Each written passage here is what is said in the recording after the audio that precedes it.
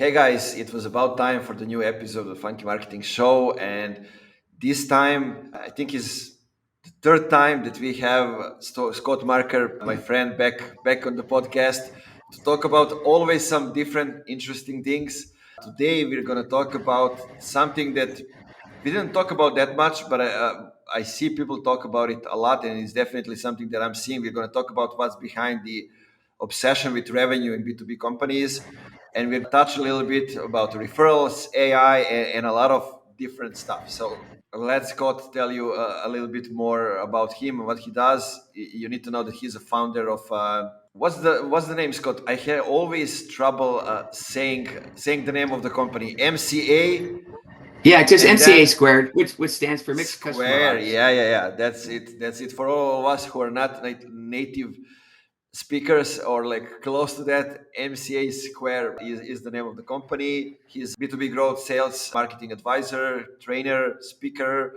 two times author. We talk about his books on the previous podcasts.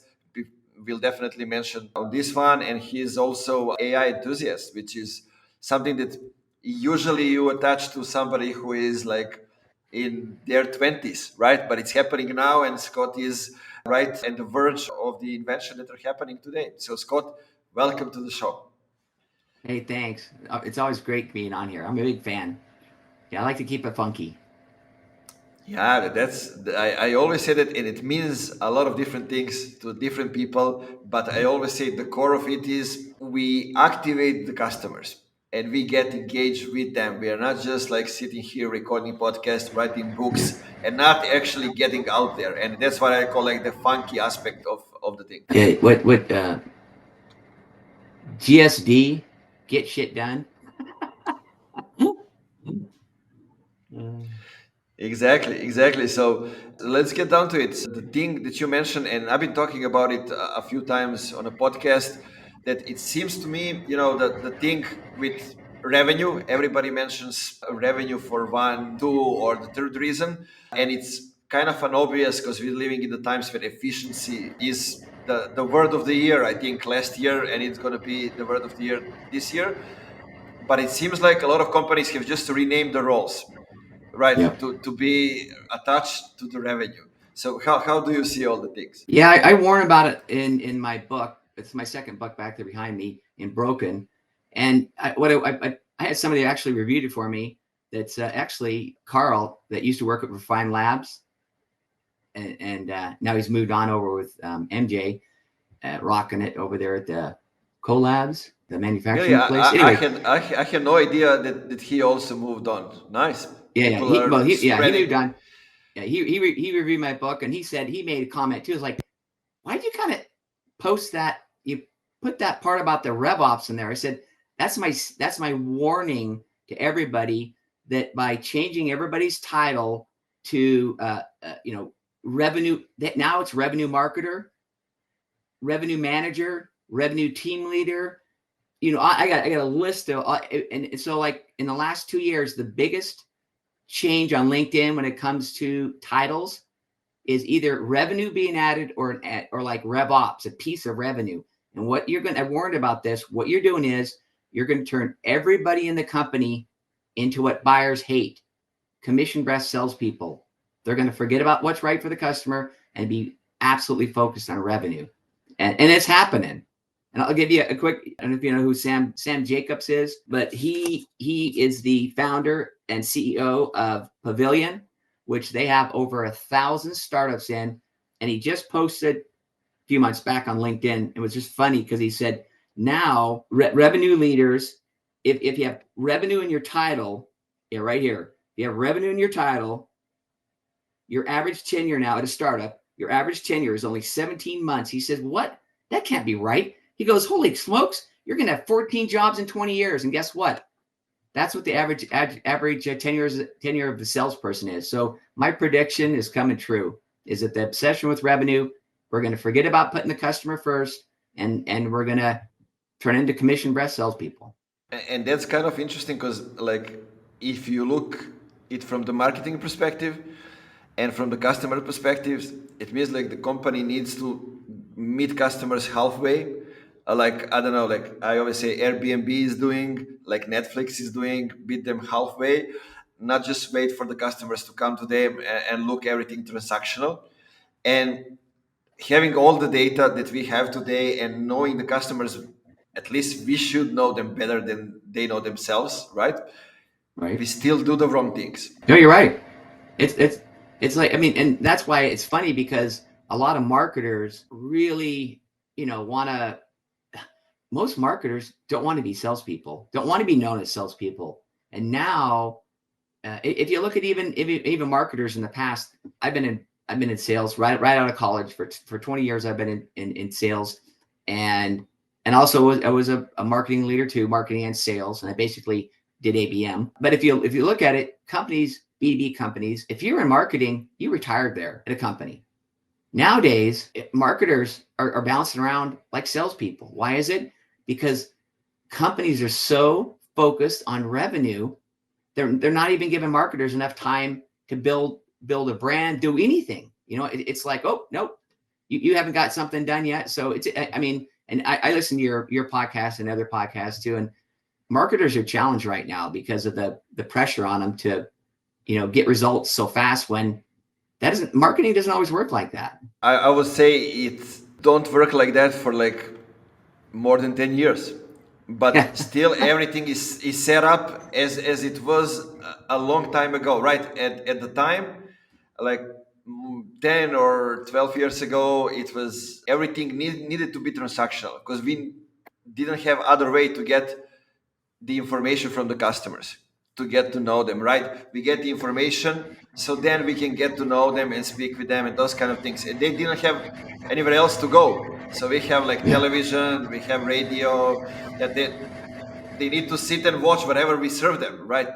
But now they're in charge, and it changes the game completely.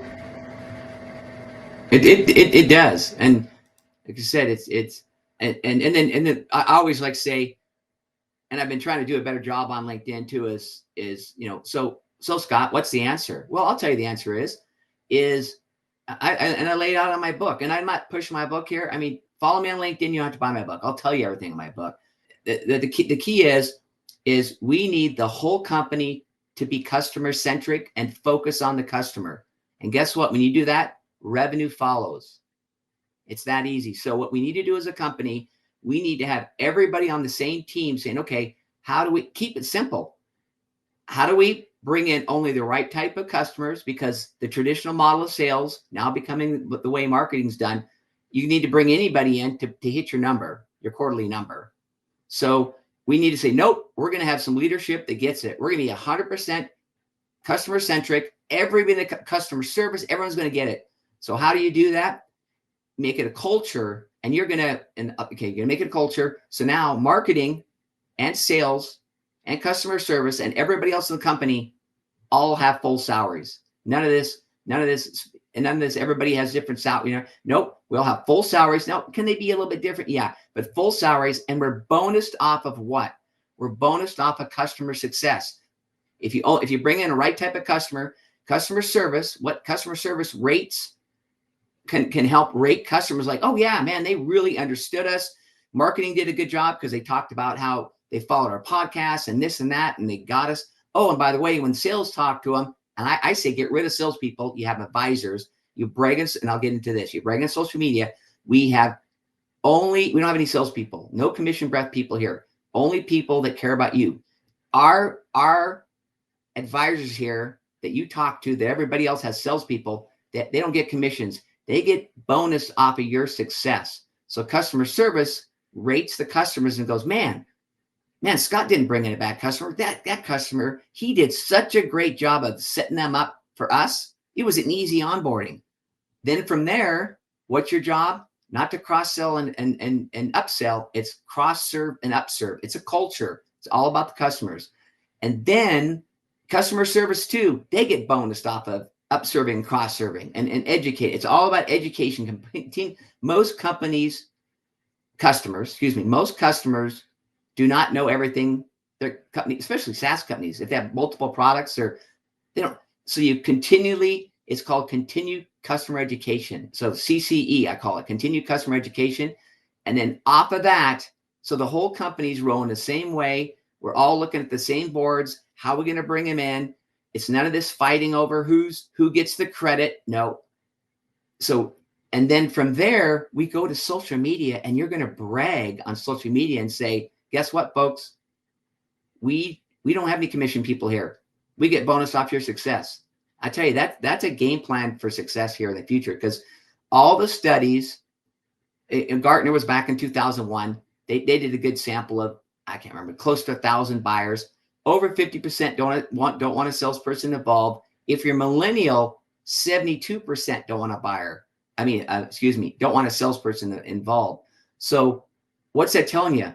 Like you mentioned already, is that the buyers have changed, customers have changed, but companies haven't. They're still doing the same old crap. In fact, they're getting worse because they're turning their whole companies into what they hate, salespeople. So there's my game plan that I'm looking for some companies to embrace, because it would work. Because right now with the turnover, companies do not know how expensive turnover is for the company. And right now, the turnover used to be just in sales. Now it's like Sam Jacobs talked about. It's going to be everywhere when you're obsessed on revenue. Yeah, I agree with all those things. I mean, those are the things that we are seeing right in front of our eyes. And I'm still bothered, how many companies, they wouldn't listen to you or me or anybody else that comes to their company with the stats from other companies. Yeah. Right. So I always get the answer from the companies, let's continue doing what we are doing for like 3 months, for example, and measure those things and different things. And then if you prove to us that these things we are doing it wrong, then we'll change the things. But we will waste money for 3 more months, so we can see it on our own example, right? And that's something, when I hear that, I'm like, unbelievable. And it's all tied to the metrics, everything that you said, right? Usually the way I see, especially marketing these days, basically the company dooms you to fail, depending, or to succeed, depends on the metrics. Yeah. I mean, like I said, and that's something that I was going to ask you about is, so how much, when you do your consulting, how much you do marketing? Do you ever, if they're doing any type of ABM approach, do you ever get involved in working with the salespeople too, or not? Or you mainly focus just on the marketing? Yeah, I mainly focus on marketing, but I work closely with the salespeople always. Now, all depends. I'm literally today I talk with the founder, with the CEO of the company that is focused on SEO. Now is the time to, at least they think so. We'll see how it happens, to introduce demand generation. They didn't have success with a PPC, but they have 25 people in sales. So I assume, probably you are getting customers for your product through outbound, right? 25 people in sales. And they say, actually, no, we didn't have much success from that standpoint.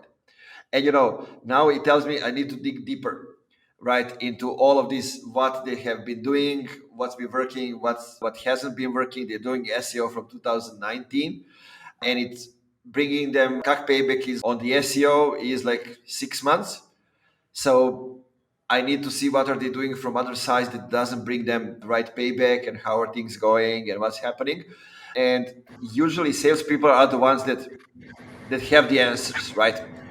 And that's what I like to dig. I find one or two people from sales that are the most experienced, and I go talk with them. And then, I don't like going with the salespeople to the calls with the customers. I usually go and do it on my own. Maybe sales can arrange the call, whatever it is, so I can ask all the questions that I can ask, without sales being here to kind of intervene. But when we actually get to the execution, now that all depends. Sometimes we have the same goals for marketing as the sales has, just so we establish the trust in what marketing does. From that perspective, is if they don't have the trust. But if I'm doing it my way, I like to do it and to look at the long-term goal. So it's that the customer that converts at more than 20% and stays with us for like 3 months.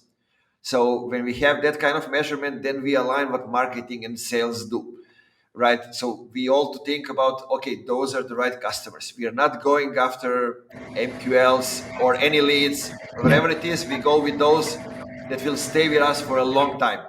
And usually, what I found out, like, sales is always up for it. I didn't ever get like sales don't Yeah. want to do to get the right customers, right? So some different things get intervened in the way. It's the politics inside the company. It's the way they are paid, as you say. Like a lot of different things get in the way. Also, the things when they have like the SDRs and then account executives, like sometimes SDR have the only goal to get the meeting, right? So they don't care if the customer is right. They are paid on the meetings. And I try to basically have the seamless customer experience and buyer's journey, so they come to us, and that becomes the differentiator, right? Because there are a lot of similar companies, like a lot of SaaS companies are similar, a lot of tech companies that they have specific thing related to tech are similar. And what differentiates them, okay, we can have like different visuals, we can have different tagline, but what differentiate most of them is how easy it is for customers to come to buy from us, Yeah. right? And not talk to sales in the process.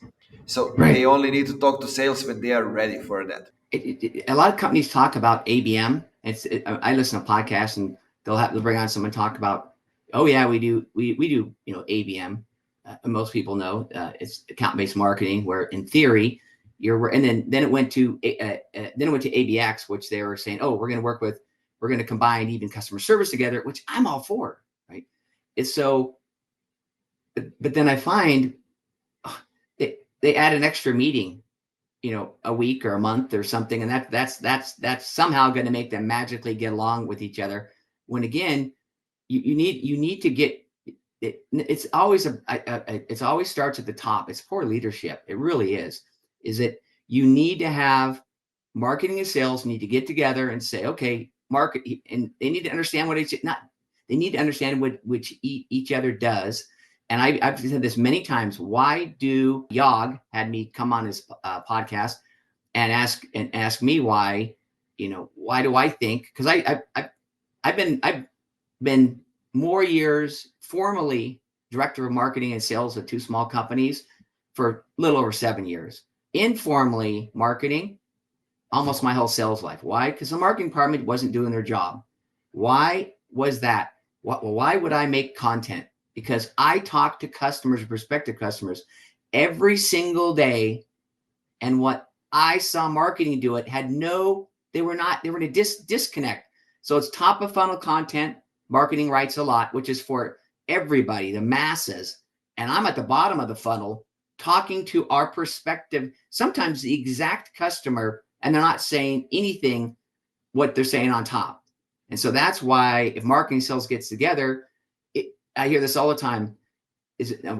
First of all, how do you make in any company? How do you make ABM work? If you've never done before, you do a pilot program. That one you just talked about. How many salespeople? 25. Take two of the two rock stars and have them partner up with you if you're helping them with marketing or somebody, and say we're going to do a 6-month like case study and see what the results are. And if they're better results, every other salesperson is going to want to do it. The challenge is typically, Mark, again, it's just they don't really work together. It's just it's another meeting, and they're not really working. They're not really doing anything different. It's just, oh, now we know a little bit more what we're doing, but that doesn't mean we're really working together to, work as a team to move in the right direction. And that means feedback on both sides. Feedback, marketing giving sales feedback, and then sales giving marketing feedback, and even product development giving feedback, so that sales understands what's the new things that are coming out, so they can talk better to the customers. Oh, but guess what? Marketing needs to know that too. So it's really a lack of communication and a lack of truly working together as a team, and understanding, what's the best way. And again, we're going back to keeping it simple. What's the best way to find the right type of customers? that fix our products. Then once we get to them, what's the best way to communicate with them? Right. And then how are we going to get to, either have a conversation with them if we do. And then if we do have a conversation, what should that conversation look like? And in the past, for me, what that conversation looks like is that, like you mentioned at the very beginning, a lot of times your customer better than they do. And that's not being disrespectful. Me, in my past, when I was in a marketing sales role, I like dentist offices. After a while, you see patterns of what's wrong with their processes. So I would take letters from other dentist offices that I and my team wrote, because we would say, hey, they love us. Would you write us a reference letter? Of course you would. And then we'd always say, I hate writing them. You want us to write you an outline? Yeah. That, what would you put in it? Well, you guys did this. You guys did that. Well, when you did this so much better. Hey, what about this? Yeah, that too. What about that? Yeah. Okay, I'll write you an outline. And then I'd let one of my ladies that were super good at writing write it up and send it to them. And half the time they didn't change one word. And then we had great content for our website. We had great content. Every time I went to myself or my team, we would provide those to stick them back in the dentist offices. When we solicited them, we would always send referrals from other dentist offices saying that we're really good at what we do. And a lot of times have my name in it. And so it was, anyway. So then once I got in the door, I start listening to their challenges. And sometimes they didn't quite understand them. So I would say, hey, here's the deal. Let me real quick explain what we did for these other two doctor's offices and tell me if it resonates. And I just give a high level couple things, and they'd be going, hey, yeah, that's us too. Why? Because I've done 20 other dentist offices just like them. And so I am going to know things that they don't recognize, because they can't see the trees through the forest. You know what I mean? They're in the, anyway. So back to marketing, same thing as, yes, you should be able to understand your customers better. Not always. Each one's going to be somewhat unique. But if you have a vertical market, there's going to be patterns in what a lot of them do and best practices on how you can help them.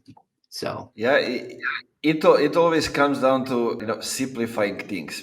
That's why I'm repeating that these days, because like we always get into these jargons and talk about things, and especially if you look at inside the processes inside the company, and like we talk about revenue, we talk about marketing, we talk about sales, we talk about customer success, and listening to somebody, it seems like we are raising the tension, right?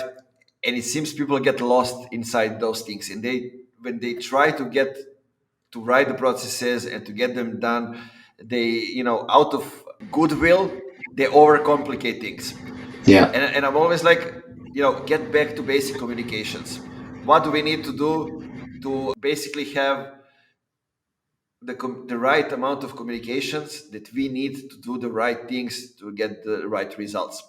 So I've been listening to you, and one of the things that I wanted to ask you now, like, how should marketing and sales actually, arrange exchange of informations and those kind of things? How often to should meet? But I think the answer is, like, just do it regularly.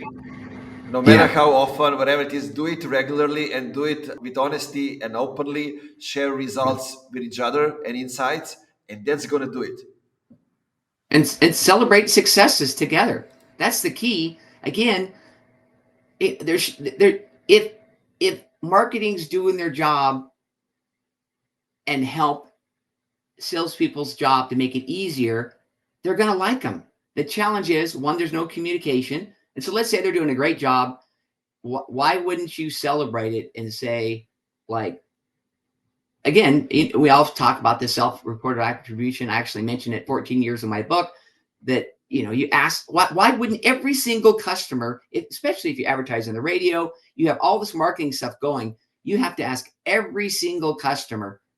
So, and then not just once. This is something real important. Not just once, because sometimes they don't quite remember. So they might say, "Oh, I watched your podcast. I'm a fan of your podcast." Oh, okay, that's nice stuff. And then after they go along, now you're in customer service, and that you need to train every step. You need to train people to ask them. Now it's a new person. Oh, hey, we really appreciate your business. The customer service person just saying, again, like, so how'd you find your way to us? Because sometimes you're going to find out that they were, oh, hey, that's right. You know something? I actually was DMing a person with your company. That's right. And all of a sudden you find out the salesperson or a marketer was DMing them through LinkedIn. And that is really what got so they're a fan of your podcast, but really what got them going. Anyway, so the moral of the story is we need to talk about our successes and then also continually figure out what's working and what's not working that we're doing on all the teams. Marketing puts up something that does a campaign and whatever that campaign looks like. And when they are trained, when the customer comes in and maybe they didn't come, they came just straight inbound, not through so, there's no website so they can ask them what it is straight bound. You have to train them to ask them. And if that sales professional hears again and again and again, it's things that marketing did, the podcast, it's a trade show, it's some ad I keep seeing that I finally clicked on, that's going to make them more and more, user-friendly to marketing. So anyways, it's communication and then celebrating the successes and trying to figure out what's working together. That's the key. What's working together. So yeah, I like that part that you mentioned, celebrating success, because when I work with companies, what I always like to do is connect the self-reported attribution form on a website to a Slack channel where we have the C-level, when we have marketing, when we have sales, when we have everybody. So they can all see when somebody converts, why did they convert, right? So there's no secrets. And then sales can know what's happening, CXO can know what's happening. Everybody knows, what's actually working and who's actually bringing customers to us. I'd forgotten, you're absolutely right. And actually what I was talking about, I've heard that by several different companies that do that. I love that. And that's every company should do that 100%. Because again, that keeps all the silos away. Hey, we're all seeing what's working. And even if a salesperson says, hey, I did cold outbound, but here's what I did and I've had success, put that in there. Because I'm not 100% against cold outbound. What I am against is companies doing the same thing this is my saying, companies doing the same thing over and over again and expecting not only the same, they expect significantly better results. And a lot of times I find the companies just they do a new marketing campaign and they go right back to 100% cold calling. They start an ABM campaign and they go right back to cold calling. We need to stop, we need to figure out, what's working. And again, I'm not against I'm not against outbound. I just think that we need to, as your company becomes more mature, why wouldn't you have more inbound? That's all I've ever said. If your company's 10 years old and you're getting zero inbound, you're doing something wrong. So because you should be out, right? Well, you should have customers refer. You should have, I'll go right into referral. You should have referral partners coming into you. You should have podcasts going on. You should have, I'm not, whatever works for your company, but there should be, over the years, you should be building a brand that drives people to you. You can't, it's inefficient to cold call forever. But I see companies doing it their whole lives. And so the saying my dad always tells me is a lot of companies are successful by themselves. Exactly. They keep walking, but they keep shooting in their legs. That's one more appropriate saying. So tell me one thing. I've been thinking about it a lot recently, especially since I'm here in the Balkans. There are a lot of outsourcing technology companies that have been growing up until this moment, up until the first crisis that came through referrals. Right, because mostly they work with a company, they hire their developers, then another company recommends them. They know that they have skilled people, a lot of them that they can use. And basically, when the crisis comes, when companies are not longer referring to them, they say, okay, we maybe need to start thinking about marketing. Okay, the other thing is they need to start thinking about actually turning into the product companies. But when they start thinking about marketing, one thing they say always, I ask, how did you grow? And they say, through recommendations. That's how we should set up marketing to work, right? And I'm always saying, it's not possible. A sustainable growth through recommendation, it's not possible. They will come if we'll do other things good. If we provide the great service, if we have the great product, whatever it is, they will come. And always when I go back and talk to the customers, it turns out that, I don't know, out of 8 customers, they actually have 2 people recommending them, right? Those are the people moving through the companies, creating startups, moving on, making exits, and they always come back to them because they do the great job. But it's 2 people. It's not like we grew to 800 employees based on 2 people recommending us, Yeah. right? So, what do you think about referrals, about the growth? And let's move. You have some specific advices related to referrals as well. How we can, dig deeper into that. Yeah. I've been talking about referrals for years, and I actually had a section in my book, and my book got too big. And I wanted to keep it, I just didn't want it. I was trying to keep it under, even it's 200 pages. I want to keep it under that, but anyway. So, but referral partners right now are the power of them. People don't understand it. So exactly what you said. In my life, I've tried my best to get my customers referred to me, and yes, I did get some, but not enough to float the boat. I mean, that'd be nice. I mean, if you just everybody, your business is going, that's good. For me, for the most part, is that's one aspect of it. So the next thing you need to do when it comes to referrals is you need to start setting up, and typically it's partners that have your same customers. Right? So good partners have your same customers, but you don't compete against them. So if you're a marketing agency, maybe there's somebody else that does websites, okay, that only does websites. And so, but once they get the websites and stuff, they're getting it up, they're going, I really need help overall with my marketing more than just this website. Oh, well, we have some good partners that do that. So again, the same one. So you need to set up partners, and partners are powerful, super powerful. So you're going to have your customers, informal referral partners, ones that you just agree to send each other business. And then you're going to have, I call them strategic partners. And that's ones where you there's actually kind of 2 steps to that. One where you're going to sign and give them a kickback, a piece of the money. And then I call real strategic referral partners are ones that you actually meet together, just like you do with the rest of your team. And you're going to have whatever that looks like, monthly meetings, week, depends on, how much time you have, what it looks like. And you're going to sit down together and understand, okay, here's our partnership. Now I'm going to actually bring you in with me on my next call, and we're going to do a joint call. So then what's that going to do? You're going to have joint marketing together. So those can be super powerful. And all I got to say is look at the big guys and ladies. HubSpot's, Microsoft right now is doubling down. They used to kind of lean heavy on partnerships with a lot of enterprise.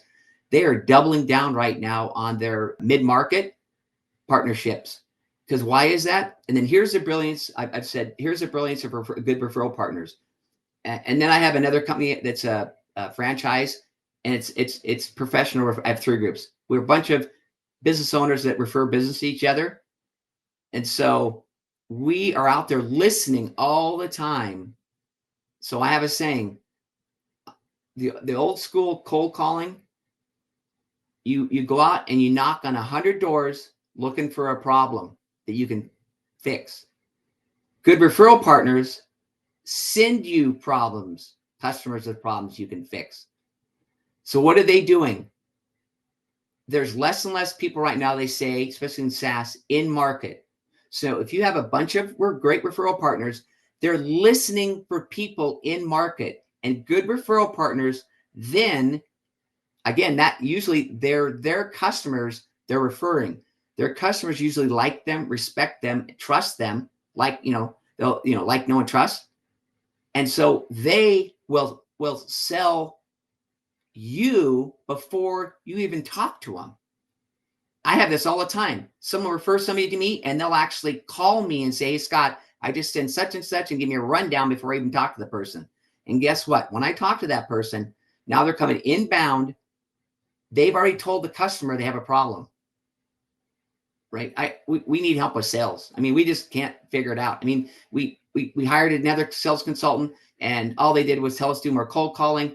And when they come to me, they're going, Scott, I can't tell you. I mean, he or she talks so good about you. I mean, I'd love to chat with you. Well, of course, let's chat. So now what do good referral partners do? They find people in market, bring them to you, and they help create demand and brand by talking you up, because if they already trust them, and that's why HubSpot and all these companies have become so successful. They've built huge referral partner programs, and they have tons and tons coming at the same time. Now, for a small company, is that easy to do? Well, I say it is to get started, because, and then I'll so that's kind of the big picture stuff on the referral partners, why it's so important. Now I'll segue into a small company. So you're a small company, and I just listened to your podcast the other day, and you say you don't like to be called an agency, you like to be you're a consultant, right? Is that what you say? Okay. Exactly like that. Right. Because I basically scale down from the agency to a consultancy with the execution for one single reason. Okay, for two reasons. First of all, as an agency, you need to accept any clients to be able to pay the people. And second one is usually companies have shitty strategies and I cannot execute the right way. So I need to be Yeah. involved in the strategy. Okay, so perfect. So what I would do, and here's my little my now we're going to kind of go from good referral partners. They're super important. Again, it is super important. One more little thing on the referral partners too. Old school sales takes forever because you're trying to find the right person. A lot of times you're building a relationship with a gatekeeper before you even get a chance to get in. What do good referral partners do a lot of times? They send you the decision maker to you. You cut a bunch of steps with great referral partners, and a lot of times they're in market. So now here's a little hack I have for the chat, the free version of chat. I did this to a couple of my customers, super successful. Then the first time I spoke in 3 years because of COVID in person, I kind of said, I teased people and said, I'm going to give you a little hack. So referral partners, we need them, okay? Because especially when times get tough, a couple extra deals a year, a month could mean a big difference. So how do you find new referral partners? Again, they're your same customers. So you might know what a few look like because you've already found them over the years.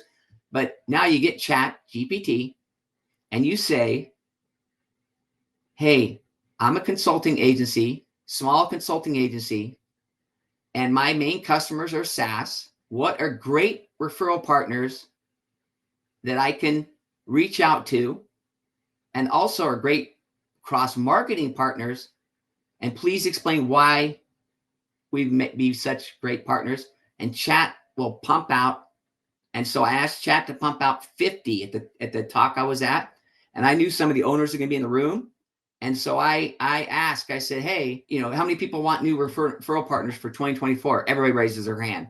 So I have owners that are customers of mine. So I said, like, hey, Stan, he owns a very successful residential commercial inspection company, 30 years. And I say, well, Stan, realtor, mortgage broker, the top 5 he knew. I said, hey, what about number 7? He goes, wow, that's pretty good. What about number 23? That's a great idea. So the key is by asking Chat, you glance down the list and see if there's any aha moments where you go, you know something? That would be a great referral partner. And then Chat tells you why you're a good referral partner. It gives you a script to reach out to them. Anyway, so there's something that I've done. And again, the key is you're not going to call 50 because some of them you're going to go, that's too, you're looking for just one or two to start off with off that list that are going to be, are like ones that you yourself go, why wouldn't I thought we'd be good referral partners? And when you call them, explain to them, it's not like you're selling them, explain to them, hey, I'm like the example I had, hey, I'm Stan, and I own a 30-year-old local home and commercial inspection company. And I was thinking that we would make great referral partners. And I'd love a chance to have coffee with you or a Zoom call and talk about how we could, cross market together. Boom. There you go. Anyway, there's the power right now. There's a hack that that more people need to work on, because referral partners send customers to you. Prospective customer, the right one. And good referral partners, you train them on what good customers look like, so they're not sending you crap. Not a lead, not an MQL. They're sending you pre-qualified people that say they're looking for your services to you. That's the brilliance of great referral partners. Yeah, I love that. And one of the things that I noticed this last couple of months, I think from March to August, I work with Bioscience Institute here in Serbia that is basically working with agri-tech startups, so agri-texture startups. And one of the things that I noticed, all of them work with a lot of different companies when it comes to integrations, right? Yep. Because software integrations, hardware integrations, a lot of different stuff. And I'm like, nobody had inside their go-to-market strategy, at least in one aspect, how they can use all those companies that they're using for the integrations to help them reach the customers, because they're all Those are established perfect referral companies. partners. What do I Exactly. say? What are great referral partners? Great referral partners are have the same customers that you do that don't compete against you. Now, you can have yes, you can have ones that don't have the same type of customers, but there's the ones that are easiest for them because they already have the trust build up with them. So that is a perfect example right there of where you find, okay, who are our favorite best relationships in our integrations, and go meet with them and try to set up partnerships with them. And again, it's not like you're selling them. You're working together. How can we work together to help us all out to serve more customers and bring in more customers? Now that's perfect. Yep. Even for you, for marketing, that would be something that I would push harder on, would be, because again, marketing is all these different channels, right? It's about how do you get the word out? And one of the ways you get word out is to your partners. And Exactly. we all talk about sometimes trade shows are like not the best, and I got ways to make trade shows better, but trade shows always aren't the best to get people. So maybe you don't do trade shows, but referral partners, I'm telling you, they're golden if you can get the right ones, and then if you get ones that kind of fizzle out, dump them and go to another one, and vice versa. You got to be a good partnership. But again, for the most part, you Exactly. can usually find it. Back to what you said, the best ones are who we're already working with to serve the same customer. I mean, right, if you're bumping, if you're serving a customer right now and you're bumping into somebody that's already serving them doing something else, why the heck wouldn't you have a partnership? So again, Exactly. there's my little thing where get the free version of, and I did the same thing with Bard. It's free too from Google Bard. They were the lists were pretty damn close, but in my opinion, I do both. I would tweak it, ask for use different words like great referral partners, great cross marketing partners. And again, the key is you're just trying to find a couple that kind of the duh moment, like, why didn't I think of that before? And then call them up and say, let's talk about how we could work together to serve more customers and gain more business. I love that. I'm going to try it, and I'm going to tag you into the post. I'm going to record it, and I'm inviting everybody listening to try to do that. And then, Yeah. basically tag Scott, tag me. Let's see what you come Love it. up No, with. I do. I'm very passionate about that. I love helping people. Again, that's one thing I do every time I speak at or even in a podcast like this. Too many salespeople, they give all this high level BS crap or stuff that isn't going to work. I'm trying to give actionable stuff that you can use tomorrow or today, right? And so let me give you another little quick hack here with chat. Is I have a customer that has a roofing company, and she had, I don't remember exactly who it was, but she sent some emails out to some people. And she did, actually, by the way, she did what I said to do about chat and did boom, great. So, but she had some emails that people told them they weren't interested. So I said, why don't you take those emails and dump them into chat and say, hey, how can I respond and ask them in a different way to ask them that they should reconsider and give us another chance? 2 out of 10, she did that, and 2 said yes. Right? Boom. And then I heard just the other day another podcast. Now this might, I haven't got the paid version yet, because as soon as I figure out a use case, I'll be on it tomorrow. But it's a lot more. You can do dump a lot more stuff into it. But anyway, I heard some the other day in a podcast say, okay, let's see our company does proposals. You send proposals into companies. Let's keep it easy. Let's say you sent 6 proposals in the last 6 months, and you had 1 that won and 5 that lost. Dump 5 in that lost. Say these lost. This one won. What's the difference between them? Boom. And maybe there's not a difference, but guess what? Maybe chat will go, here's this one definitely put a lot more emphasis on this, and this. I mean, it's those type of use cases right now with chat and stuff that I'm looking for. And they're like a cheat sheet. And here's something else on the whole AI thing. I say I'm an enthusiast because I'm at least I'm a techie person, but I use chat every single day. Let's go back to my speaking. When I was the company that does this event, they said I helped them market it better than they did almost. And I used chat and asked chat to put out, like, make people want to come to my talk, tease people about, I'm going to talk about a little hack with AI and chat. And then I said, oh, and add emojis. I'm not in, before I would have had to pay somebody to make it look pretty and stuff. And then I look at, now again, this is me doing it. I write it first myself, usually with voice. I write it myself first, and then I don't even proofread it. I ask chat to proofread it for me too. But again, so I'm writing it, and sometimes I dump it in the chat and I can't get it to work. I scrap it. I do it I just do it myself. But a lot of times chat will add a little bit more. Anyway, but so on chat right now, on emails, you could ask it to, if you're good, ask it to help you on emails. You can ask it to dump on, and all this other stuff. Or I heard another thing the other day, and again, it's probably the paid version. Someone went out, and I'm not a web developer, but somehow a website that's doing very, very well, and you can tell it's doing well, and ask chat and stuff why that one's doing so well, and it will tell you. Anyway, goes on and on and on. So anyway, Yeah, so there's my little. You can do a lot of things over there on ChatGPT. I've been training him to help with posts and those kind of things by uploading my bio, my LinkedIn profile, basically as a PDF, and then I'm telling him to use my tone of voice to everything and use my style of writing. And I think we are now recording the course about LinkedIn, probably for the Serbian market, but then we're going to turn it into the book for Serbian and English speaking. Well, congratulations. That's awesome, people, man. Yeah, it's kind of like we figure out we have it all. We're working with companies already have all the materials. Why shouldn't we do it? Yeah, why not?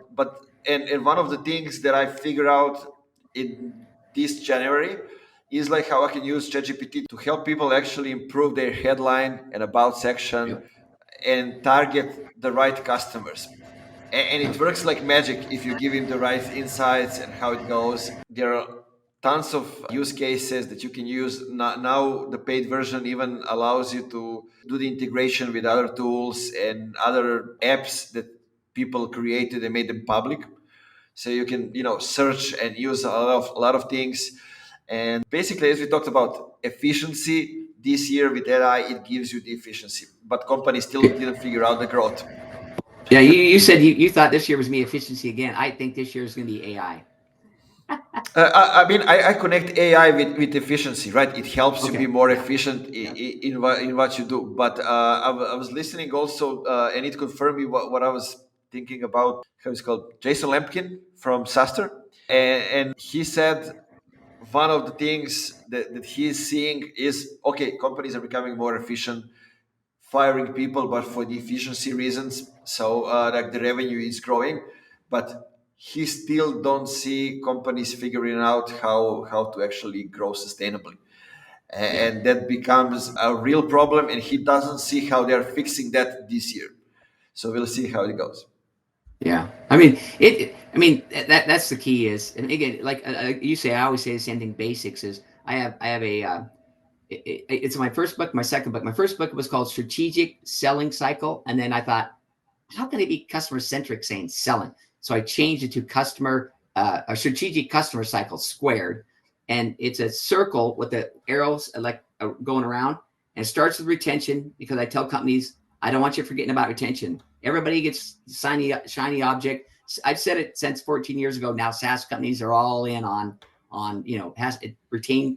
We got to retain our customers. So retention, I put it first just because to remind people don't forget about retention. Then second is qualifying. The next slice of the pie, and it just goes around. The next slice of the pie, it's a circle. Next slice of the pie is prospecting. And then in my first book, it was closing. How can you close on a freaking house, not on a profitable customer? So you convert. So converting, it's all action. So all of them are prospecting because you never stop. You're always prospecting, always converting, always fulfilling what you once you bring someone aboard, you got to fulfill what you promise. Then you support them. Then you expanding. So that's my. And I tell people all the time, 14, now it's almost 15 years ago, I came up with that. And Jeff Bezos said something. I said it before him, and it's in my book. And when he said it, Sangram actually said he said it. So then I sent him a video of it like years before when I was promoting my book that I said it about my book. In my book is that you can't build a company on what's going to change. You have to build a company on what's not going to change. So my strategic customer cycle, retention, qualifying, prospecting, converting, fulfilling, supporting, and expanding. It's been here forever. It's going to be here for another 100 years. Now it's where AI fits in that. Where does your team fit in that? Where do referral partners fit in that? Where do you fit in that as an owner? So that's when you're talking about basics. That's what I say. Let's get back to basics. That it gets confusing. No. Okay. There's a lot going on here. Okay, here it is. Where's your biggest problem right now? Oh, we're having problems with we can't convert anybody. Oh, okay. Well, let's go back upstream, and guess what? You're probably going to find out that maybe you're bad at explain what you do to them, something like that. But maybe going back up to qualifying, you're bringing in maybe marketing is giving you MQLs that haven't been qualified very well, or maybe sales is desperate and bringing people in because they're trying to meet their quarterly goals. Anyway, that's why when you mentioned at the very beginning, you're singing my my tune all the time is when things get confusing, like right now, economy and everything like that. Take it back to the basics. Go, here we go. This isn't going to change. Let's keep it simple. What areas can we improve on? Let's not try to boil the ocean. Let's try to say let's pick a couple things and try to get that first. Sounds good. I love that. Now tell me one last thing. Okay. What are your plans for this year and for the future? What's next for Scott? Like I said, I have two companies. One's a franchise, so that one's going pretty good. Just local business owners. We all try to help each other grow our business through referrals. And then also we like hacks. I introduced AI to my group, and a lot of them thank me to this day. I did it back in March back in March.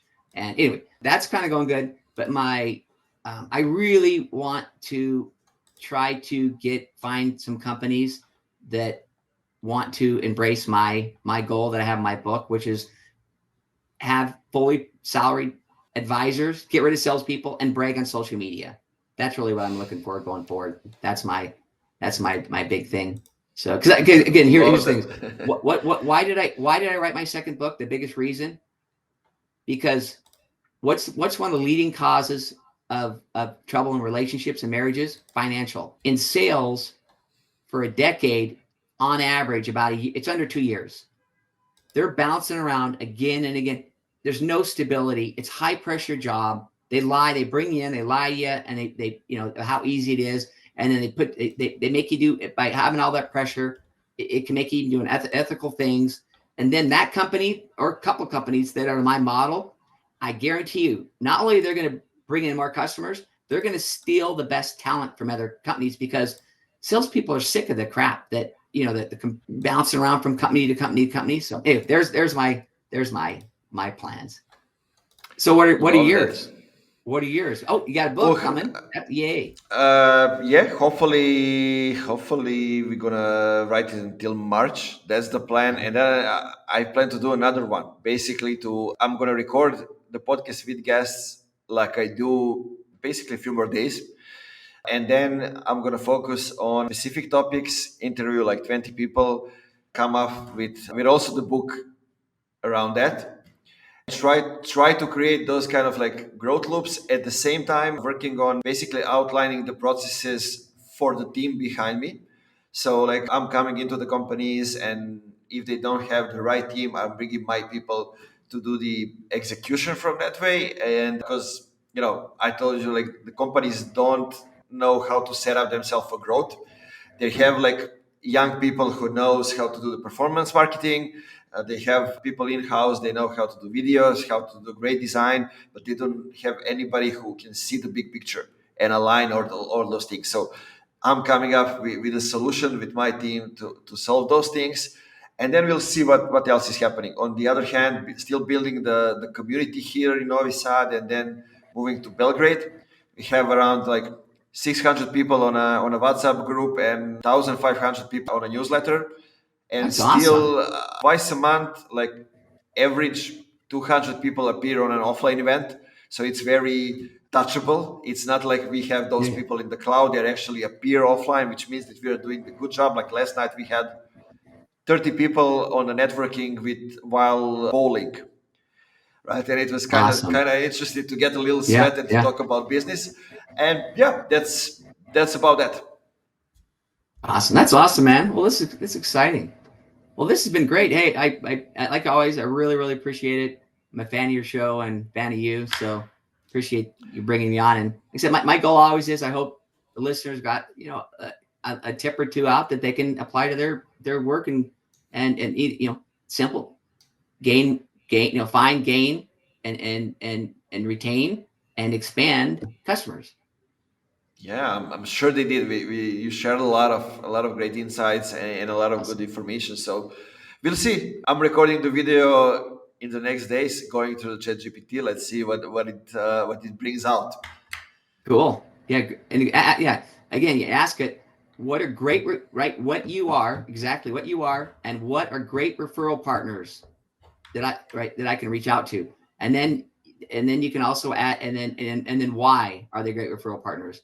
And then, like I said, don't kill yourself off thinking you're going to call 50 different people. No, you're glancing down at trying to find one or two that you never thought of before. Guys, now go back to the beginning. Listen to everything again. Stop when you need to hear something more in depth, or again, reach out to Scott or to me if you have any questions. Scott, as always, thanks for being a huge fan, for being a friend and supporter, and thanks for being here and sharing insights with the audience. Hey, appreciate it. Bye bye, guys.